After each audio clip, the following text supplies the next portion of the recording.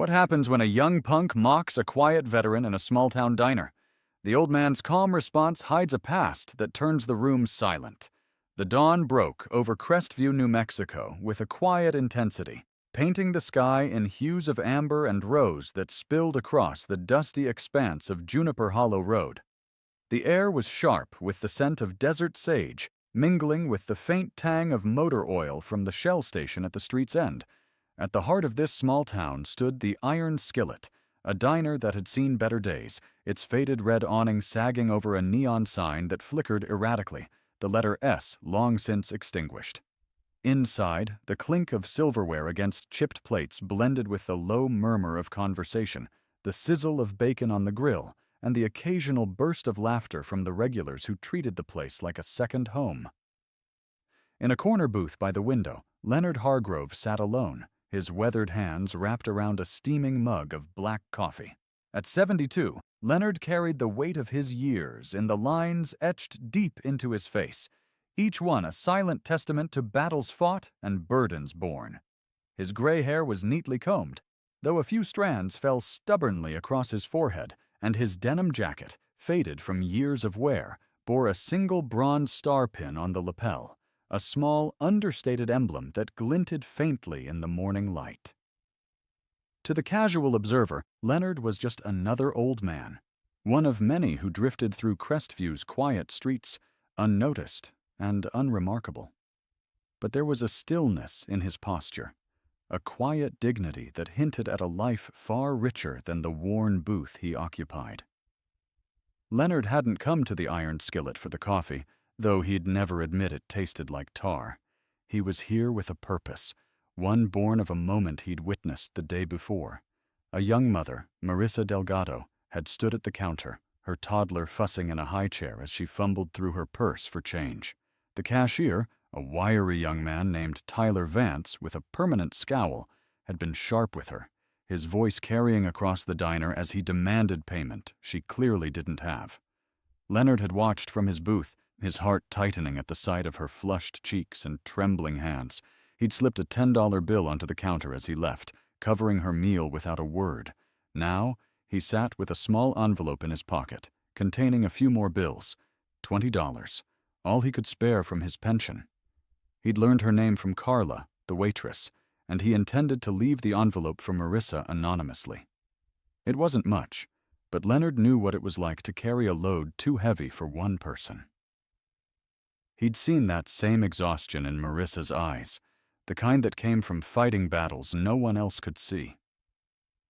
As Leonard sipped his coffee, his gaze drifting to the street outside, the diner's door swung open with a harsh jangle of bells. 3 young men swaggered in, their voices loud enough to cut through the morning calm like a blade through cloth. They were barely out of their teens, dressed in oversized hoodies and sneakers that squeaked on the linoleum. The leader, Jackson Reed, had a shaved head and a smirk that seemed carved into his face, his eyes scanning the room for something to disrupt.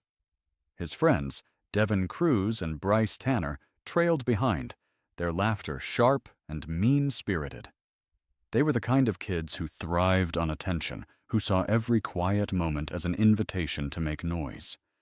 Leonard barely glanced up as they passed his booth, his focus on the envelope in his pocket, and the faint hope that Marissa would show up soon.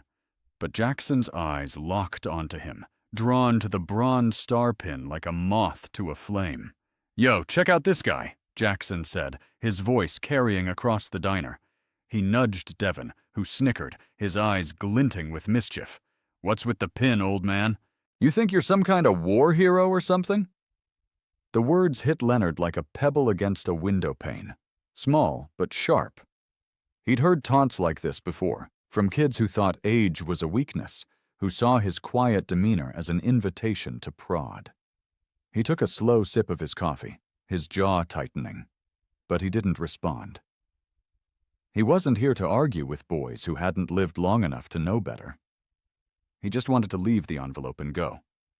But Jackson wasn't one to let a silence linger. He slid into the booth across from Leonard, uninvited, his elbows thudding onto the table as he leaned forward. "I'm talking to you, Pops," he said, his voice dripping with mockery. "What's the deal? You just gonna sit there like a fossil? Bet that pin's fake. Probably got it at a garage sale for $1. Devin and Bryce laughed, hovering behind Jackson like shadows eager to stretch. The diner's hum faltered, a few heads turning. Carla, wiping down the counter with a rag, paused, her lips pursing as she glanced at Leonard. The other patrons, truckers, retirees, a young couple in a booth, shifted uncomfortably, some pretending not to notice, others shooting disapproving looks. But no one spoke up. Not yet. Leonard set his mug down with a soft clink, his movements deliberate. "It's real," he said, his voice low and even, the kind of calm that comes from a man who's faced worse than a loudmouth kid. "And I'd appreciate it if you'd let me finish my coffee in peace." Jackson's smirk widened, his eyes gleaming with the thrill of a challenge. "Oh, he talks!" he crowed, loud enough for the whole diner to hear.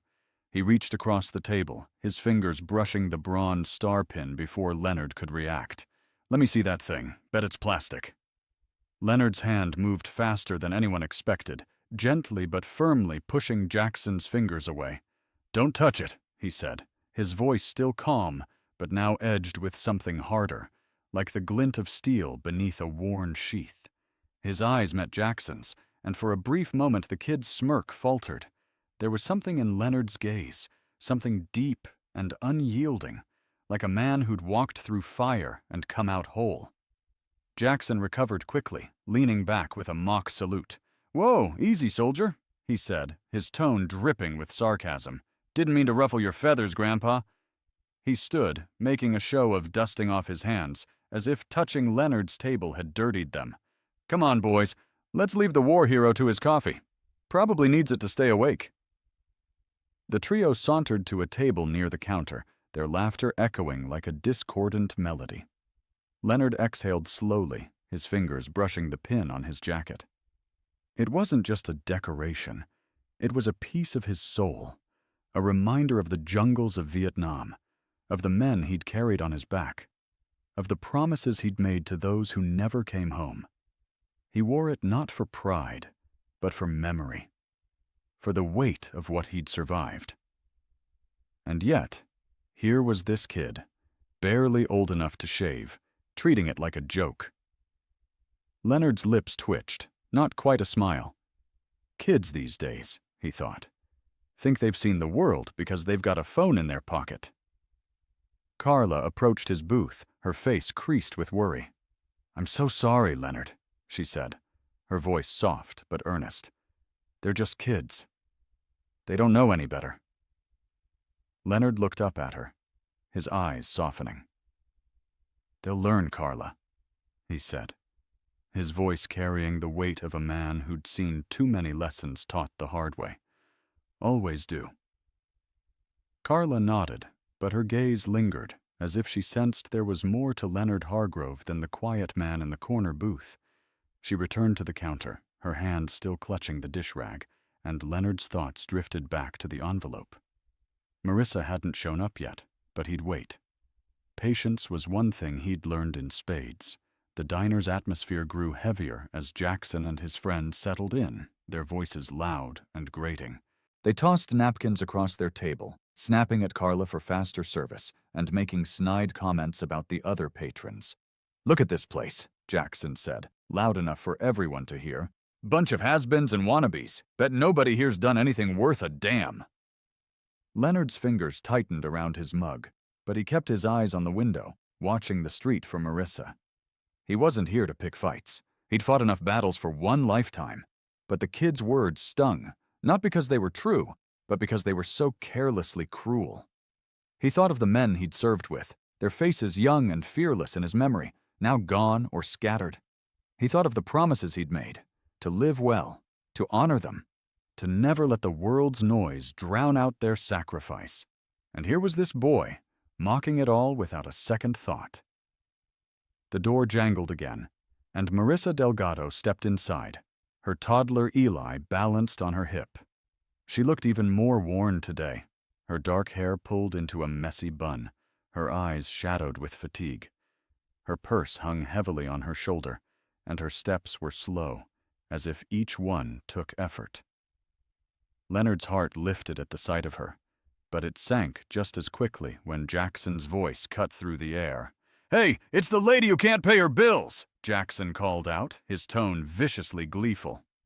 Marissa froze in the doorway, her cheeks flushing as every head in the diner turned.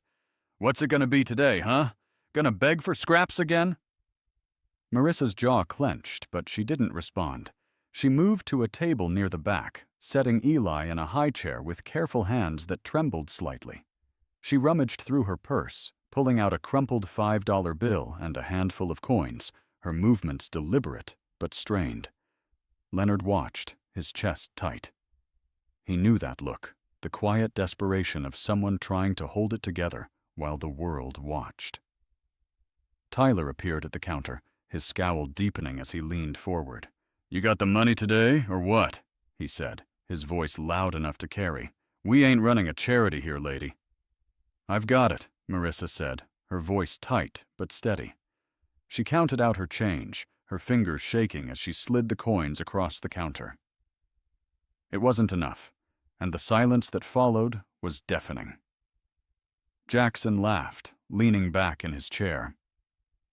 "Man, this place is a circus," he said, his voice dripping with disdain. "Old war heroes and broke moms. What's next, a clown?" Leonard's grip on the envelope tightened, his knuckles whitening. He'd seen enough. He stood, his movements slow but deliberate, and walked toward Marissa's table.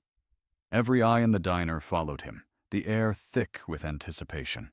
He placed the envelope in front of her, his voice soft but clear. "This is for you."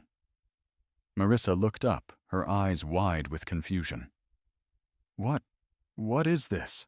she asked, her voice barely above a whisper. "Just take it," Leonard said, his tone gentle but firm. "It's not much, but it'll help." Before Marissa could respond, Jackson's voice sliced through the diner again.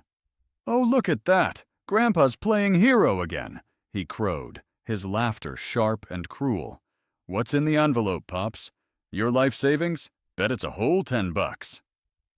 The diner fell silent, the air heavy with tension. Carla froze at the counter, her hands clutching the coffee pot. The trucker at the counter shifted, his fists clenching. The couple in the booth exchanged a glance, their faces tight with indignation. Leonard turned to face Jackson, his expression calm but unyielding. "Son," he said, his voice low and steady, carrying the weight of a man who'd faced worse than this and come out standing. "You've got a lot to learn about respect, and I'm guessing you're about to start learning." Jackson's smirk faltered, but he didn't back down. He opened his mouth to retort, but something in Leonard's gaze stopped him. A quiet, unshakable strength that made the kid's bravado seem small. The diner held its breath, waiting for what would come next. The Iron Skillet Diner was a pressure cooker, its air thick with the weight of unspoken words and simmering tension. The morning light streaming through the smudged windows cast long shadows across the linoleum, catching the faint swirl of dust motes above the tables. The clatter of dishes had stilled, replaced by a silence so heavy it seemed to press against the walls. Leonard Hargrove stood near Marissa Delgado's table, his weathered hands resting calmly at his sides, his gray eyes locked on Jackson Reed. The young man's smirk flickered like a faulty bulb, his bravado wavering under Leonard's unyielding gaze. But pride kept him rooted, unwilling to back down in front of his friends. Jackson pushed his chair back, the legs scraping against the floor with a screech that made Carla, the waitress, flinch behind the counter. "What's that supposed to mean, old man?" he said, his voice loud but tinged with a nervous edge. "You gonna school me or something, you and your thrift store medal?" Leonard's jaw tightened, but his voice remained steady, each word carved from decades of restraint. "It's not about schooling you, son," he said, his tone low and deliberate, like a man who'd faced storms and learned to stand through them. "It's about you figuring out when enough's enough." The words hung in the air, sharp and unyielding. Devin Cruz and Bryce Tanner, Jackson's friends, shifted uncomfortably behind him, their earlier laughter replaced by tight-lipped unease. The diner's patrons watched, their faces a mix of curiosity and discomfort. A trucker in a faded baseball cap at the counter gripped his coffee mug, his knuckles whitening. A young couple in a nearby booth whispered to each other, their eyes darting between Leonard and Jackson. Carla stood frozen, her dish rag twisted in her hands, her lips moving as if she wanted to speak, but couldn't find the words. Tyler Vance, the cashier, leaned against the register, his arms crossed, a smirk playing on his lips as he watched the drama unfold. Marissa, still seated with her toddler Eli tugging at her sleeve, looked up at Leonard, her dark eyes wide with a mix of fear and gratitude. "Please," she said, her voice barely above a whisper, trembling with the weight of the moment. "Just let it go. I don't want any trouble." But Jackson wasn't interested in peace.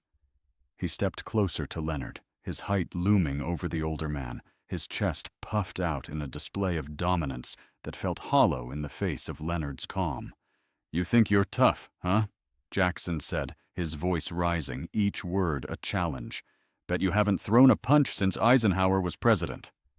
Leonard's lips twitched, a faint hint of a smile that carried more weariness than amusement. Kids like this, he thought, think the world's a stage, and they're the only ones with lines. He'd seen their kind before, young men eager to prove themselves, mistaking cruelty for strength. In another life, he might have pitied Jackson, might have seen a flicker of the boy he could have been. But today, Leonard was tired, and the weight of the bronze star pinned to his jacket felt heavier than usual. He didn't respond, just held Jackson's gaze, his eyes steady and unblinking, like a lighthouse weathering a gale. The silence stretched, taut as a wire, until Tyler decided to tip the scales. He pushed off the counter, his sneakers squeaking on the linoleum as he strode toward Leonard, his face flushed with irritation.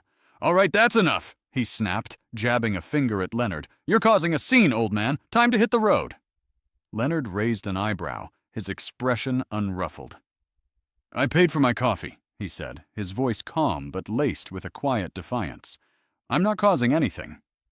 Tyler's face reddened, his patience fraying like a worn rope. "Don't get cute with me," he said, his voice rising to match Jackson's. "You're upsetting the customers. Out. Now." The diner erupted in murmurs, the tension spilling over like water from a cracked dam. The trucker at the counter shook his head, muttering, "No damn respect these days." The young couple in the booth exchanged a glance, the woman's hand tightening on her husband's arm. Marissa stood, her chair scraping against the floor, her face pale but her voice firm. "He's not the one making trouble," she said, her words cutting through the noise. "He was just trying to help me." Tyler rounded on her, his irritation boiling over. "Oh, great," he said, his tone dripping with sarcasm. "Now the charity case is talking back. You want to stay? Pay your bill or you're out too." The words landed like a slap, and Marissa's cheeks flushed, her hands trembling as she clutched the envelope Leonard had given her. Eli whimpered, sensing his mother's distress, and the sound seemed to pierce the diner's heart. The trucker stood, his chair creaking under his weight, but he didn't move closer. The woman in the booth whispered, "Someone's got to do something." But her husband shook his head, his eyes fixed on the floor. Jackson seized the moment, stepping closer to Leonard, his voice rising to a near shout. "You heard the man, Grandpa," he said, his words laced with venom. "Time to hobble back to the old folks' home." Leonard's chest tightened, not with anger, but with a quiet resolve that had carried him through darker days than this. He glanced at Marissa, her eyes glistening with unshed tears, and thought of the men he'd served with, men who'd faced bullets and bombs, who'd trusted him to lead them through hell. He'd made promises to them, promises to live with honor, to never let the world's cruelty dim their memory. And now, here was this kid, mocking it all. Leonard's lips quirked in a wry smile. "If only you knew, son," he thought. "If only you knew." "You're making a mistake," Leonard said, his voice so low it was almost a whisper, but it carried a weight that silenced the room. "But that's all right. Mistakes are how we learn." Before Jackson could respond, The diner's door swung open with a jangle that felt like a gunshot in the quiet. A man stepped inside, his presence commanding the room like a general entering a battlefield. He was in his late 40s, broad-shouldered, with a buzz cut and a face weathered by sun and time. His faded army jacket hung loosely over a plain t-shirt, and his boots clicked with purpose against the floor. His name was Marcus Tate, a name unknown to the diner's patrons, but etched in Leonard's memory from a lifetime ago. Marcus's dark eyes swept the room, taking in the scene with a soldier's precision. He saw Leonard standing tall despite the crowd, Jackson looming over him, Tyler's aggressive stance, and Marissa's quiet distress. His gaze lingered on the bronze star pinned to Leonard's jacket, and a flicker of recognition passed over his face, like a spark catching tinder. "What's going on here?" Marcus asked, his voice deep and resonant, cutting through the tension like a blade. It wasn't a question, it was a demand for answers. Tyler turned, his irritation flaring like a struck match. "None of your business, pal," he snapped. "This guy's causing trouble. I'm handling it." Marcus raised an eyebrow, his gaze shifting to Leonard. "That's so, Len." Leonard's eyes met Marcus's, and for the first time that morning, a faint smile softened his weathered face. "Just having coffee, Marcus," he said, his voice carrying a quiet warmth. "Seems some folks don't like how I drink it." Jackson laughed, but it was forced, a brittle sound that cracked under the weight of Marcus's presence. "Oh, great," he said, his voice laced with false bravado. "Another old-timer? What is this, a nursing home reunion?" Marcus didn't acknowledge Jackson.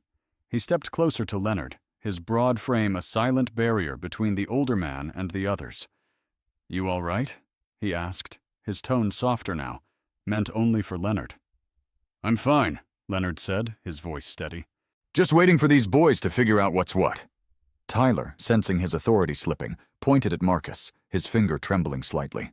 "You too," he said, his voice cracking. "Out. I'm not dealing with a whole gang of troublemakers." Marcus turned slowly, his eyes narrowing as he sized Tyler up. "You the manager here?" he asked, his tone deceptively calm. "Cashier," Tyler said, puffing out his chest. "But I run things when the boss ain't around." Marcus nodded, as if filing the information away. He pulled out his phone and started typing, his fingers moving with deliberate precision. "Good to know," he said, his voice low but edged with steel. "I'll make sure to mention that." Tyler's confidence faltered, his smirk fading as he glanced at Jackson for support. But Jackson was focused on Marcus, his earlier swagger replaced by uncertainty. "You think you're scary, huh?" Jackson said, stepping toward Marcus, his voice loud but shaky. "What, you and Grandpa gonna team up and take us all down?" Marcus didn't respond. He finished typing, slipped his phone back into his pocket, and looked at Leonard. "You want me to call anyone?" he asked, his tone calm but carrying an unspoken promise. Leonard shook his head, his eyes glinting with a quiet resolve. "Not yet," he said. "Let's see how this plays out." The diner was a powder keg now, every patron holding their breath. Carla had retreated to the kitchen, her hands shaking as she dialed the manager's number on the wall phone. Marissa sat frozen, clutching the envelope, her eyes darting between Leonard and Marcus. Eli whimpered, his small hands reaching for his mother, and the sound seemed to echo in the silence. Jackson, desperate to reclaim the spotlight, grabbed a salt shaker from a nearby table and tossed it at Leonard, aiming for his chest. Leonard caught it mid-air, his reflexes sharp and precise, a relic of a life spent on edge. He set it down gently, his eyes never leaving Jackson's, and the room seemed to hold its breath. "That was a mistake," Leonard said, his voice calm but carrying a weight that made Jackson take a step back. There was no anger in his words, only a quiet certainty, like a man who'd faced worse than a thrown salt shaker and walked away. Devon and Bryce shifted, their earlier bravado gone. The trucker at the counter stood, his hands clenched, his face red with indignation. The woman in the booth whispered, "This is getting out of hand," her voice trembling. The air was electric, every moment teetering on the edge of something bigger. Marcus stepped forward, his voice low but firm. "You boys have about 10 seconds to apologize and walk away," he said, his words a warning wrapped in steel. Jackson laughed, but it was hollow, a desperate attempt to save face. "Apologize?" he said, his voice cracking. "To who? This nobody?" The word nobody landed like a stone in still water, ripples of tension spreading through the diner. Leonard's calm facade cracked, not in anger but in a quiet resolve that seemed to fill the room. He reached into his jacket and pulled out a small, worn leather wallet, its edges frayed from years of use. From it, he took a faded photograph and placed it on the table in front of Jackson. The photo showed a younger Leonard, barely 20, in a sweat-stained uniform, standing beside a group of soldiers in a jungle clearing. Their faces were grim, their gear battered, their eyes haunted. In the background, a helicopter burned, its flames licking the sky, a stark reminder of a war that had taken more than it gave. Leonard didn't say a word. He didn't need to. Jackson glanced at the photo, his smirk fading, his eyes flickering with something like uncertainty. "So what?" he said, his voice quieter now. "You were in some war. Big deal." Marcus's eyes darkened, his voice low and dangerous. "You have no idea what you're talking about, kid," he said, each word a hammer striking iron. The diner's door jangled again, and two men in crisp military uniforms stepped inside, their presence like a thunderclap in the quiet. They were older, like Leonard, but their posture and the insignia on their uniforms spoke of rank and authority. One of them, a man with graying temples named Colonel Harlan Brooks, looked directly at Leonard, his eyes warm but stern.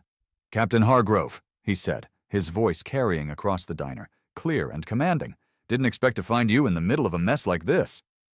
Leonard nodded, his expression unreadable, but his eyes glinted with a quiet acknowledgement.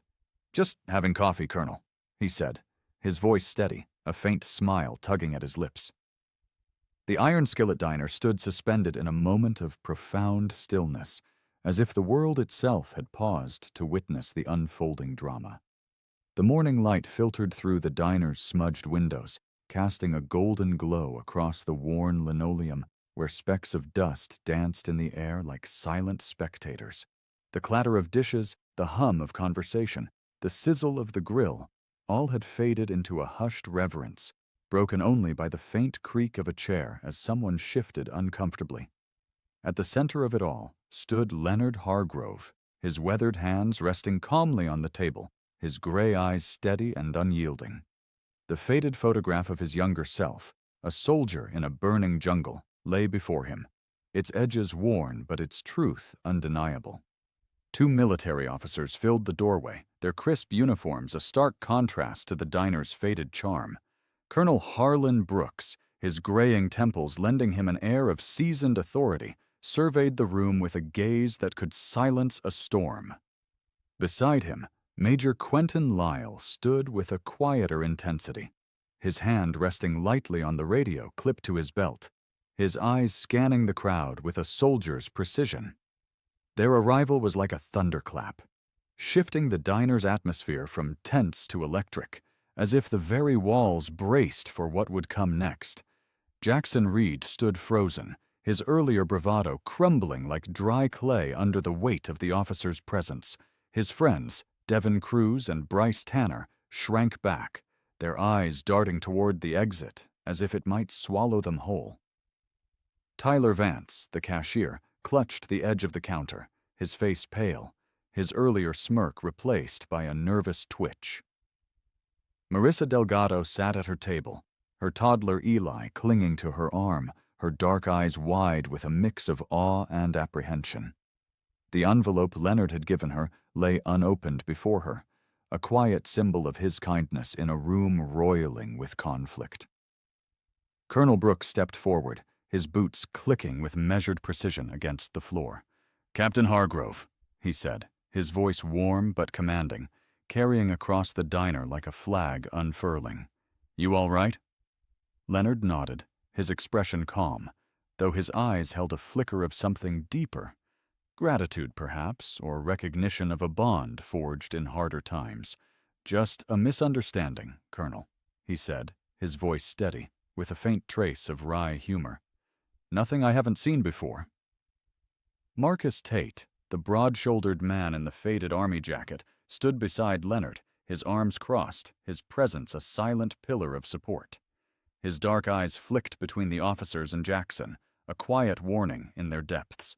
Marissa's gaze darted from Leonard to the officers, her hands trembling as she clutched Eli, who stared at the gleaming insignia on Brooks's uniform with wide-eyed wonder.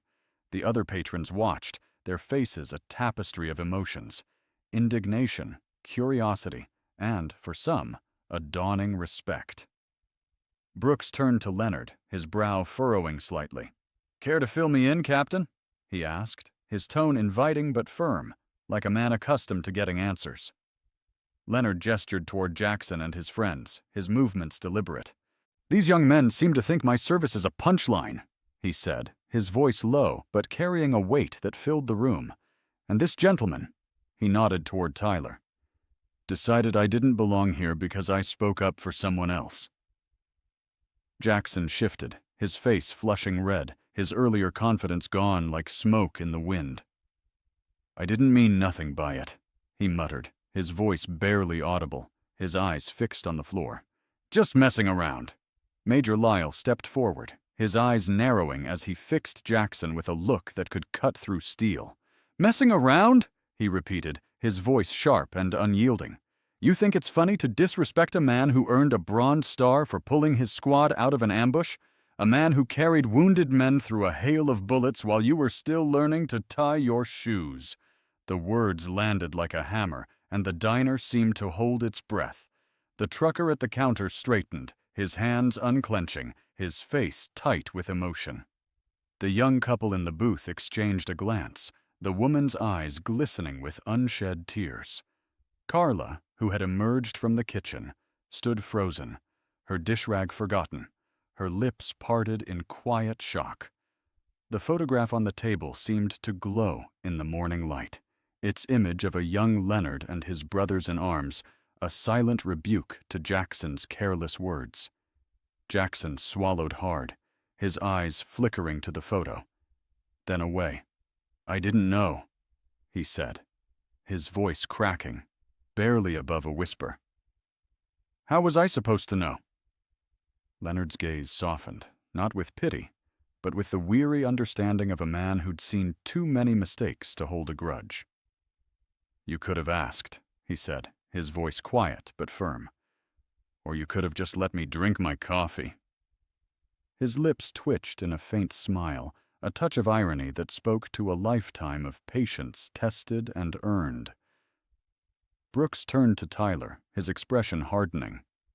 "You're the one in charge here?" he asked, his voice like ice, each word a deliberate challenge. Tyler nodded, his hands trembling as he gripped the counter. "Just the cashier, sir," he said, his voice shaky. "The manager's not in." Brooks's eyes narrowed, his gaze pinning Tyler like a specimen under glass. "Then you're the one who'll explain why a decorated veteran was told to leave his seat," he said.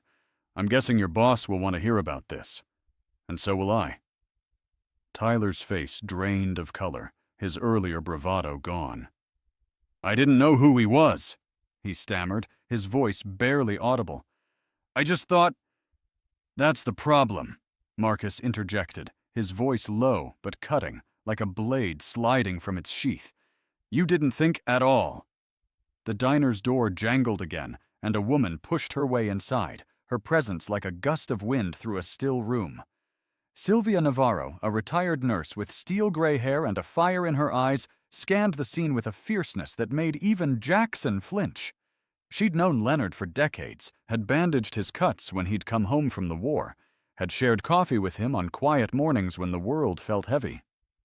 Now, her hands were planted on her hips, her voice sharp enough to cut glass. "Is this about Leonard?" she demanded, her words ringing across the diner.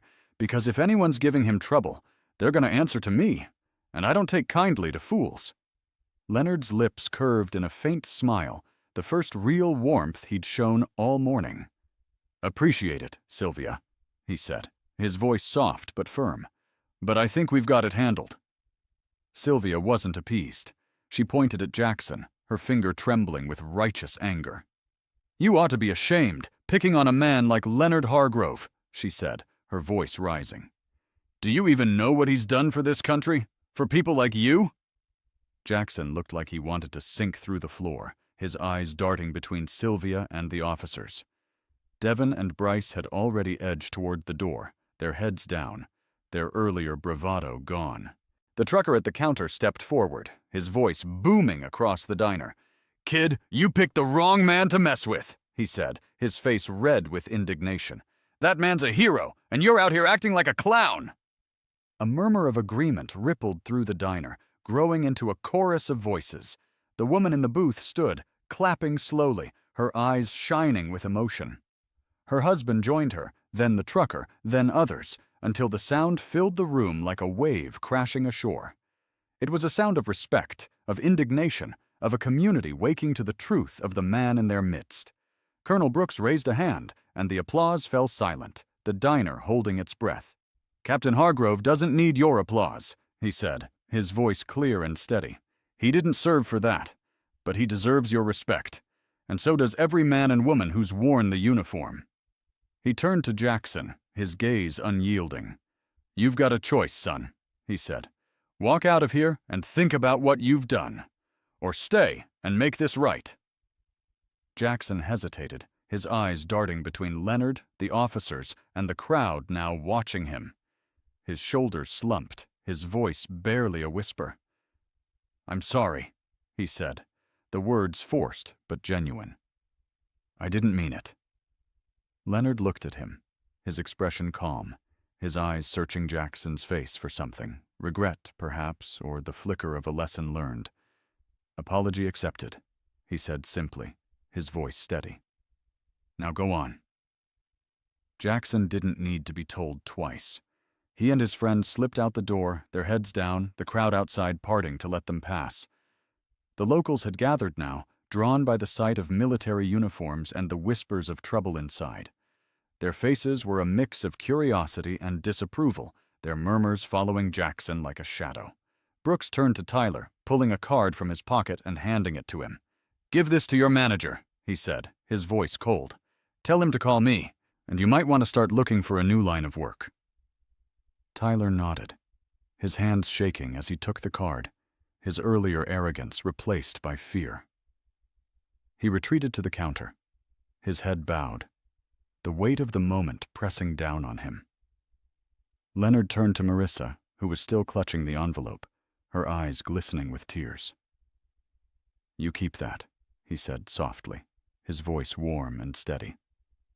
"And don't let anyone make you feel small." Marissa's voice trembled as she spoke. "Thank you," she whispered, her words thick with emotion. "I don't even know what to say." "You don't have to say anything," Leonard said, his eyes softening as he glanced at Eli, who was staring at him with wide-eyed wonder. "Just take care of that boy." Marcus clapped a hand on Leonard's shoulder, a rare smile breaking through his stoic demeanor. "You haven't changed a bit, Len," he said, his voice warm with camaraderie. Leonard chuckled, a low, rich sound that seemed to lighten the room. "You have, Marcus," he said, his eyes glinting with humor. "Gone soft, haven't you?" Brooks and Lyle exchanged a glance, a silent acknowledgement of the man before them. "We're in town for the ceremony at the base," Brooks said, his voice softening. "You should come, Captain. They'd be honored to have you." Leonard shook his head, his smile fading but his eyes warm. "Appreciate it, Harlan," he said, "but I'm just here for the coffee." The officers nodded, their respect unspoken but palpable.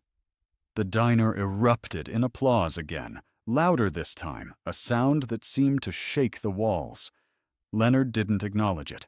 He picked up his coffee mug, took a final sip, and walked toward the door, Marcus at his side. Sylvia followed, still muttering about "damn kids these days," her voice a mix of indignation and pride. As Leonard stepped outside, the sun had climbed higher, bathing Juniper Hollow Road in a golden light that seemed to erase the morning's shadows. The crowd parted for him, their faces filled with respect, some whispering his name like a prayer. He didn't look back. He didn't need to. The diner, the town, the people, they'd remember this day. And maybe, just maybe, they'd think twice before judging a quiet old man with a pin on his jacket.